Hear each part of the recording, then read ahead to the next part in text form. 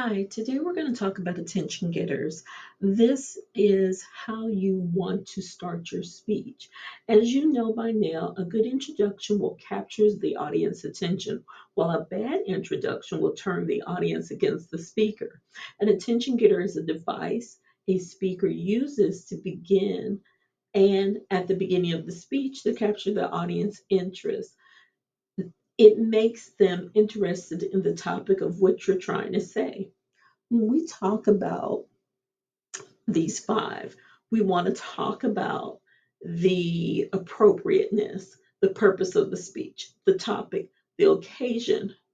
First, when selecting your attention getting device that you're going to use, you need to think about why it is important.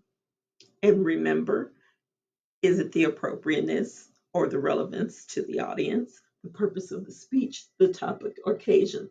The second, you need to consider the purpose of the speech. You have to find out what is it that you're talking about? Is this information relevant? Third, consider picking attention getter that is ideally going to make the connection um, about the topic. So when we talk about startling statements often are confrontational. They confront the audience or the listener.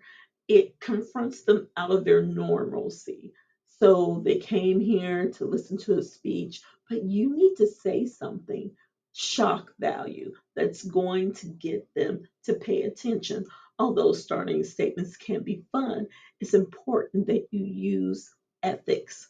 First, make sure your startling statement is factual, and the internet is full of startling statements and claims. So you want to make sure that your information is factual. So you need to find a statement that you would like to use. Second, make sure that your startling statement is relevant to your speech because shock value without validity is frowned upon. The next one we want to use is humor. Humor is another effective method for gaining the audience attention. Humor is an amazing tool when used appropriately. We can find many examples or facets of humor that are funny and it helps to make the audience focus. I often think of the character of Michael Scott, where seems on the television show, the scene on the television show The Office, and in large part because of his humor, the ineffective use of his humor. So make sure that your humor is relevant, especially when you're using it in the speech. The other one technique that I like is called storytelling. So anecdotes are nothing more than um, brief statements that you may have in common with your audience. Remember, your entire introduction should be 10 to 15% of your speech. So your intention getter should be very short. One type of anecdote is a real story that emphasizes speech basic message. For example, if you're telling a speech about how people are disconnected from the real world because of technology, you might say in July 2009, a high school girl named Alexa was walking along a main boulevard, and they're, related to Alexa. The next one I want to talk about are questions. I want you to know that there are two types of questions. This strategy is not only to make your audience think, but you want your audience to respond. You have a response question, the question that the audience is expected to answer in some way. For example, you can ask, please raise your hand if you ever thought about backpacking in Europe, or please raise your hand if you ever thought, what does the electoral college does?